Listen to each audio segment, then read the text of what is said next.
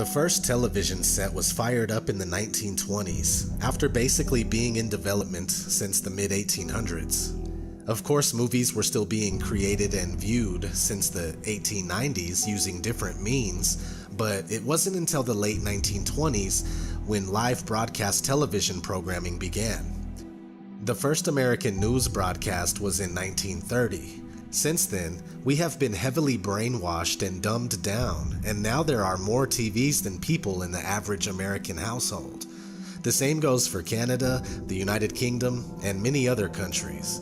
If we're not watching TV on our TV, then we're watching it on our phones, our tablets, our computers.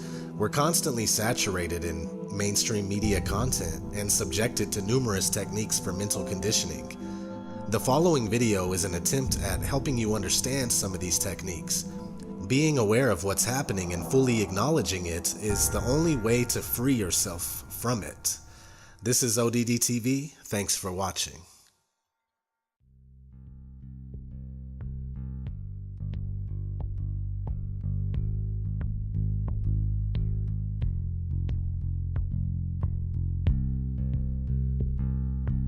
Psychological warfare has been waged against America for much of this century.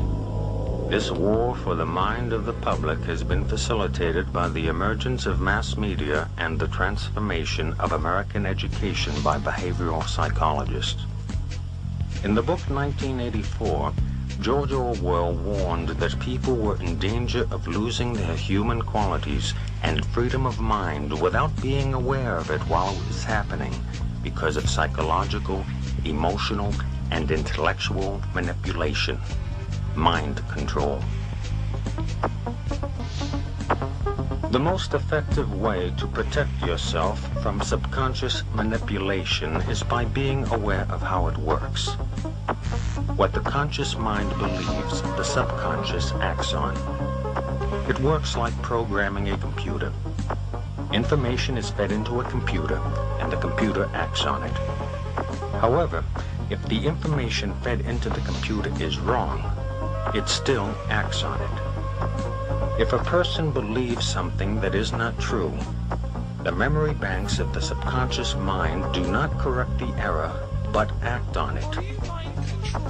The theory of cognitive dissonance holds that the mind automatically and involuntarily rejects information not in line with previously accepted thoughts and beliefs. Watching television often produces an altered state of consciousness. Though not consciously perceived, the television screen, while appearing static, actually flickers. Any repeating light or sound pattern can lead you into an altered state. A hypnotist uses pattern speech by varying the pacing and inflection of his voice to induce this state of mind in his subject. It is in this state of mind where one is the most receptive to mental programming. Whether or not the information takes hold in the mind depends on two factors: trust in the source of the information and repetition of the message. Trust in the source of the information induces acceptance of the message as true, even if it is not understood. Repetition of the message embeds it in the subconscious so that acceptance of its truth and accuracy becomes a conditioned response. Thus, this information will be accepted as true without thinking about it whenever it is presented again. The flicker rate on the television is very, very important. It was timed to be so many cycles per second, and it actually just meets with the brain patterns for an alpha state. When our brain sees it through our eyes, we start to adopt that flicker rate in our mind, and we go into a deep alpha state. Watch children and watch their mouths. They drop open. They won't hear their parents talking. They're hypnotized, in fact. Why would they give that particular flicker rate when they could have chosen of a whole variety of flicker rates? It wasn't an essential thing to have. So it was done for a purpose. It was meant to be hypnotic. It was meant to be used as a tool of propaganda and indoctrination, even through the guise of entertainment and so on. It also was to create a new society, because they were the avant-garde as I say, leading the sexual revolution through drama, through little documentaries, fiction, non-fiction, all combines. Once again, back to Plato, the audience see what they see. You understand that it's even worked out towards different age groups. There's something on for everybody's age group. Each age group is actually being updated as well, even the elderly ones, into new ways of thinking or seeing things. But the target mainly was for youngsters. If we take one of the world's experts on propaganda, who was Jacques Ellul, who wrote extensively on how the mind works and how all entertainment, he said, that has to do with government programs such as police, detective stories, detective series, which contain little human dramas as the hook that you identify with, to make you watch the whole story. Child gets kidnapped, detective goes on a hunt, he goes through hell and fire to get that child back. You identify with the hero if you're a male, you identify with the heroine if you're female. And that's the hook to get you to watch them. But what he said was, all dramas to do with police, or even the military in movies, are pure propaganda. Pure propaganda. The human story is just the bait to make you watch through it, to get you to identify with it. Because once again, there's always a message left somewhere in the movie. It might even be a message that's against your own morality. It could be where the cop, for instance, does sleep with this beautiful woman while his wife was at home, and it's all part of the story, and even tell you why he did this, he was feeling down that day, blah, blah, blah. And so you've just again altered your viewpoints on how you yourself might behave in that situation. And that sometimes that kind of thing can be justified. That's how you're downloaded through entertainment. It's there to alter and direct and always upgrade into another step of the direction, but the entire culture for someone else's purpose. Let's talk about the effects of the alpha state first of all.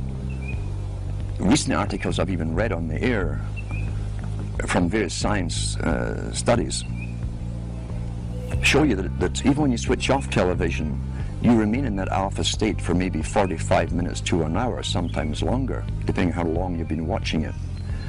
With high definition, again, why would a president of a country mandate that all TVs had to go high definition? Is it because he really cares so much about your happiness? And he wants better quality for you? Or is there another reason for it? Well, I'm sure the effects of the old flicker rates and what it did will also be incorporated in high definition, but with even more added benefits for bringing you into a complete hypnotic state. How do you wake someone up who's addicted to television? You can't. Very, very simple. You can't get your daily brainwashing, where literally it's bypassing any consciousness in the person. You can't take that every day and still try to wake up and learn at the same time. I've known people who've gone through complete withdrawal from television and gone into depressions because their entire routine is broken. They also have time on their hands, which is a big aspect of control, remember too.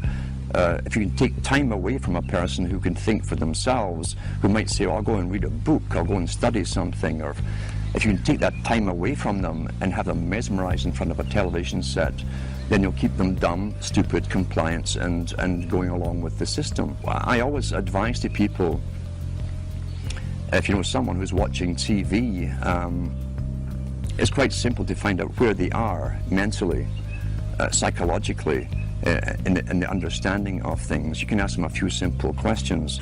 If they give you standard television answers, forget it. Simple as that, forget it. If you see some spark of their own opinion coming in, there's maybe a chance you can do something with them. But you cannot get off. You see, television, it can be classified as a drug.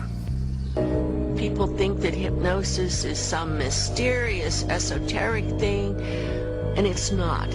It's just simply a mental transaction in which a person has focused their attention, they've stopped being critical, and they're more open to suggestion.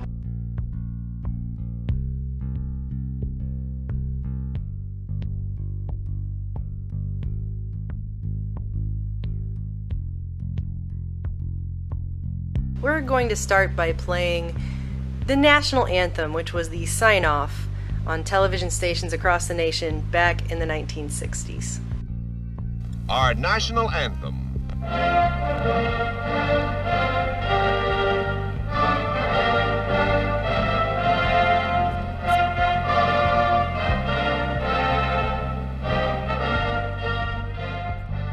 Now we're going to go ahead and watch this national anthem again, only this time we're going to watch it slowed way down. Tell me if you notice anything different from the last time you watched it.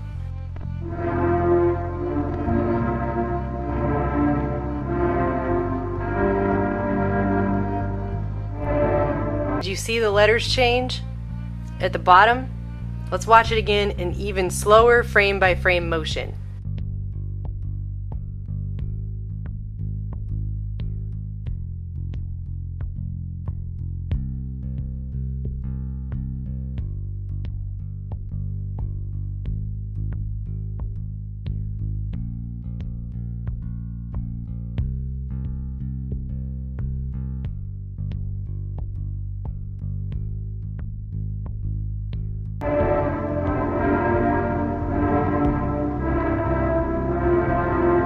It happens so quickly you can barely see it, but you aren't meant to physically, literally see it. You are meant to subconsciously see it.